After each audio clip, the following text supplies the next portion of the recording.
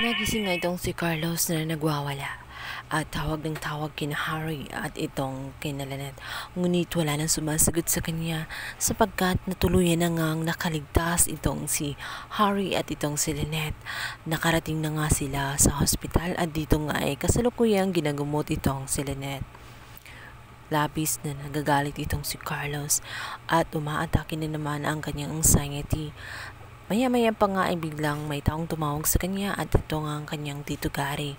Ito nga ay nag-aalala sapagkat ilang araw nang hindi makukontak ang mga cellphone ni Harry at itong kay Carlos. Tinabi nito kung okay lang ba sila. Agad naman sumagot itong si Carlos na nagsisinungaling. Sinabi nito na meron umanong ng loob sa bahay nila. Sadyang napakasinungaling talaga nitong si Carlos. Kaya naman ang kanyang tito ay nag-aalala. At itinuro nga sa kanya na mayroong siyang baril doon upang magbibigay proteksyon sa kanya. So, ang baril na yun ay magbibigay na naman ng kapahamakan. Maaari nga siyang makapatay ng tao. Kabilang banda, nalaman nga ni na Annalyn at ni na Regan ang kinaroroonan ni na Harry dahil sa cellphone nga na binigay ni Carlos doon nga kay Arman. Kaya naman nalukit na nga nila ang location nito. Subalit sa kanilang daanan ay merong haharang sapagkat meron namang maaksidenteng bata na nagkakaroon nga ng epilepsy. Akala ng ina ay nasapian ito, subalit ito pala ay inatake ng epilepsy.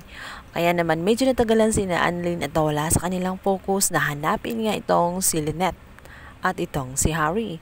Naawa sila sa kalagayan ng bata, kaya naman tinulungan pa nila ito bago nila puntahan nga itong si Harry. Wala silang kamalay-malay na itong si Harry at itong si Lynette ay nakaalis na at tanging mapupuntahan nila at makikita nila doon ay walang iba kundi itong si Arman sapagkat hawak-hawak nga ni Arman ang cellphone itong si Harry na ibinigay naman ni Carlos. Sa kabilang banda, tumatawag naman itong si Doc RJ dito nga kay Regan. At dito nga ay ayaw na sabihin ni Regan ang kinaroroonan sapagkat ayaw ni Annalyn na mag-alala ang kanyang ama sa kanya. Subalit nag-insist si Doc RJ na kailangan malaman niya sapagkat ama siya at gusto niyang tumulong. Labis na rin siyang nag-aalala ng husto sa kalagayan nga ni Lynette at ayaw din niya na may masamang mangyari dito kay Annalyn. Kaya naman sa daanan pa lang ay nagmamadali na nga itong si Doc RJ para mapuntahan nga ang lokasyon nila Annalyn. Subalit maya-maya nga ay biglang ang tatawag itong kanyang ate Giselle upang ipabalita sa kanya na alam na niya ang kinaroroonan at kung saan nga itong si Lynette. Dito nga itinuro ni Giselle sapagkat merong ospital na tumawag sa Apex upang ipaalam na nandoon yun si Regan at ito nga si Lynette. Kaya naman agad na pinuntahan ni RJ ang kinaroroonan ng ospital na yun. Sinabi niya na gagawin niya ang lahat ng kanyang makakaya upang maligtas nga itong si Lynette sa tiyak na kapahamakan. Samantala, magigising nga itong si Lynette na magugulat kung bakit naroon na siya sa ospital. Sinabi niya kung anong ginagawa nila doon, bakit hindi pa sila tumawag ng mga pulis at nagsumbong. Sinabi ni Harry na isinugod muna niya ito sa ospital sapagkat bigla nga siyang nawala ng malay. At wag na siyang mag-alala sapagkat kinontak na nga niya ang mga kapulisan. At nakatawag na rin siya sa Apex upang makahingi ng saklolo. At maya-maya nga ay meron ng darating upang kukunin nga siya roon. Hindi pa rin mawala-wala ang trauma at takot na pinagdaanan nitong si Lynette. Kaya naman ang katawan niya ay bumigay na nga.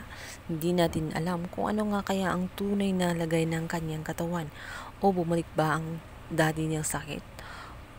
Sa kabilang banda, nagbaka sakali itong si Carlos na mahanap pa si Harry at itong si Lynette. Supalit wala na nga doon. Aksidente naman na dumaan ang tricycle na sasakyan nga nitong si Lynette at Harry at itinuloy naman kung saan ito niya dinala. Kung kanya natuntunan naman sila nitong si Doc Carlos. Subalit, umarang si Harry sa kanyang ama. Sinabi niya rito na tumigil na siya sa kanyang mga kagaguhan at kalokohan. Hayaan na umano na makatakas itong si Lynette. Dahil hindi deserve ni Tita Lynette niya na magdusa at wala na umano siyang karapatan doon sapagkat hindi naman niya yon asawa. Ngunit si Carlos ay galit na galit at wala nang patawad.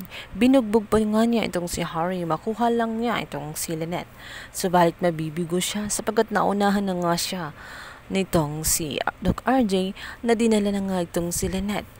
Subalit mukhang mapapahamak pa nga ang buhay ni RJ dahil may baril na hawak itong si Doc Carlos.